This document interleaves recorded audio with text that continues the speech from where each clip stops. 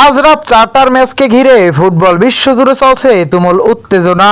আর এই ম্যাচের আগে সামনে এসেছে এক আবেগঘন বার্তা।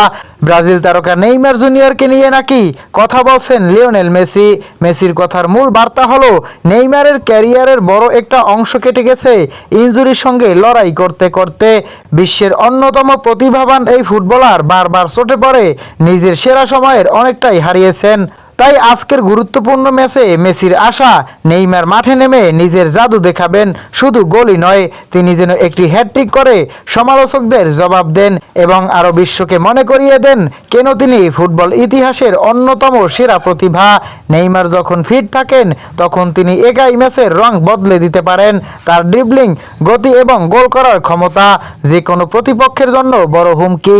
আর তাই কোটি কোটি ফুটবল প্রেমীর মতো মেসিও চান আজকের ম্যাচটা হোক নেইমারের রাত। এখন দেখার বিষয়, মাঠে নেমে ব্রাজিলিয়ান এই সুপারস্টার সত্যিই কি হ্যাটট্রিক করে সবাইকে আনন্দে ভাসাতে পারেন, নাকি অপেক্ষা আরও দীর্ঘ হবে।